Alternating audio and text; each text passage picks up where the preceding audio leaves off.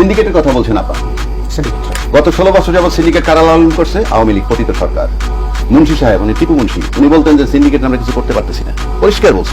আচ্ছা, প্রশ্ন হচ্ছে সেই আওয়ামী লীগ যখন পতিত হইল, আমি নিশ্চিত করে বলতে পারি সেই সমস্ত জায়গাগুলো খালি হয়ে গেছে। চাঁদাবাজি বলেন, সিন্ডিকেট বলেন, কিন্তু সেই শূন্য স্থান পূরণ করেছে কারা? This is my question.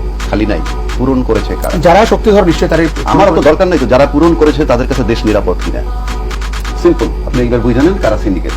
দুই আসেন আইন শৃঙ্খলা বাহিনী, দুইটা কারণে সক্রিয় হবে আইন শৃঙ্খলা বাহিনী। Number one, if Yunus is removed, কালকে ইউনুস সাহেব ধাক্কাটা বাইর করে দেন, রাজ্জাকিরে বসান, সমস্ত প্রশাসন নামবে, আরামসে কাজ করবে। তাহলে কি আমি বেশি যোগ্য? নো, আমাকে বর্তা বানাইতে পারবে প্রশাসন। এই জন্য ইউনুস সাহেবের লোম টাচ করতে পারতেছে না কেউ। বাংলাদেশে ইউনুস সাহেবের লোম টাচ করার কোনো লোক নাই।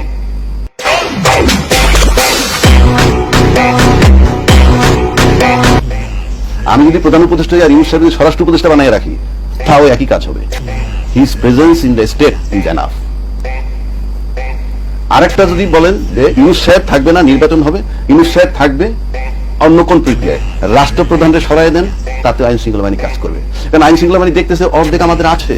কারণ গেজেট অফিসারের চাকরি যায় রাষ্ট্রপতির কলমের খোঁচায়, চাকরি অ্যাপয়েন্টমেন্ট হয় তার কলমের খোঁচায়।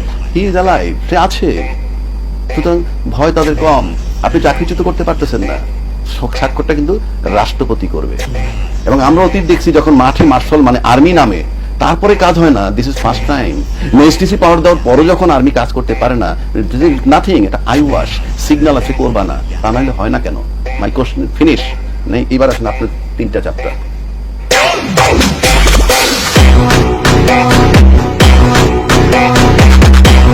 বাংলাদেশে ছাত্ররা বিদায় দিয়ে দিছে। ছাত্ররা না, আমি ছাত্র আসে মেইনলি তাদের ফোকাস, সবাই একত্র হয়ে আইসে কি করছে, হাসিনাকে সরাই দিয়ে আমাকে বসায় দিল।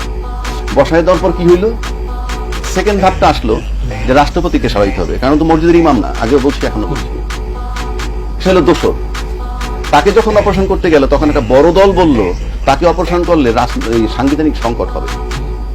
আমি আসমান দিয়ে বললাম, শেখ হাসিনার সরাইলে কি সাংবিধানিক সংকট হয় না? আপনি এখানে সাংবিধানিক সংকট হয়ে গেল। আমি তো এই রাজনীতিবিদ, আই ক্যানট ফেক। বিপ্লব পরবর্তী আবার আসলে প্রশ্ন আসে কেন? হ্যাঁ, তাহলে ঘাড় দিয়ে বের করে দিতে হবে।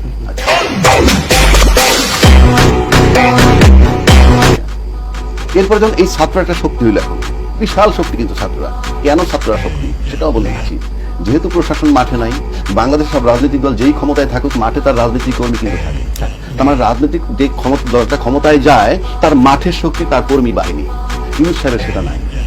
আপাতত ইউনুস সাহেব না বললে এই ছাত্ররা তার পক্ষে কাজ করবে। এই জন্য করবে, ইউনুসের নিয়োগকর্তা তারা। 1, 2, প্রশাসন ইউনুস সাহেবের নন কোঅপারেট করে। অ্যাবসলিউটলি। শেখ হাসিনা ওভারসিজ বৈশা যখন বলছে 2 মাসে ফেলে দিব, পুলিশের উপর একটা আস্থা আসছিল পুলিশের, আমাদের উনি ফেরত আসতেছেন। 7 মাস পার পর কিন্তু পুলিশ কিছু নামতেছে মাঠে। হায় আল্লাহ, এ তো মহামিক মুসিবত। 2 মাসে তো কিছুই হয় নাই।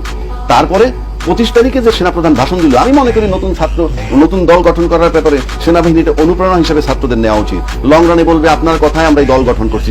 কেন? আপনি বলছেন স্বাধীনতা সার্বভৌমত্ব বিপন্ন হতে পারে, এবং বলছেন যে আপনার কিছু করার থাকবে না। তো আপনি যখন কিছু করার থাকবে না, তখন আমার সমাজ গড়ে তুলতে হবে। সুতরাং এই ছাত্ররা সেই জন্য গড়ে উঠছে। এই কথা যদি বলে কিছু করার থাকবে না, আমি তো বলি এইটাই তাদের বলা উচিত। আসলে এখন বলছেন কারা কারা সংস্কার চায়, কারা কারা স্থানীয় আগে চায়, কারা বিচার আগে চায়। ত্রিমুখী লড়াই হবে। এই ত্রিমুখী লড়াই কারণে আপনি ইউনুস সাহেব দেখবেন আজকে বিএনপির কথা বলছেন, নির্বাচন হয়তো সংসদটাই আগে দিবে, কিন্তু ছাত্র যদি না মানে আপনি কি করবেন? রাজনৈতিক অধিকার তার। কারণ আমি এই ছাত্র দল করবো তা না, আমি মানসিকভাবে তাদেরকে সাপোর্ট করি। এই কারণে একটা ফ্যাসিস্ট সরকারের বিরুদ্ধে একটা রাজনৈতিক শক্তি দাঁড়াইছে। এছাড়া এক্সিস্টিং কোনো দলকে আমি সেভাবে দেখি নাই। সব দলের একত্র উচিত ছিল একটা জায়গায়, যে শেখ হাসিনার স্বৈরাচারের বিচারটা অন্তত করো। সেই একটা জায়গায় যদি একমত হইতো, এই ছাত্র দল গঠন করতে নাও পারতো। কিন্তু এই ছাত্র দল গঠন করার দায় ওদেরকে নিতে হবে যারা এক্সিস্টিং দলগুলো ছিল। সুতরাং এটার দায় তারা।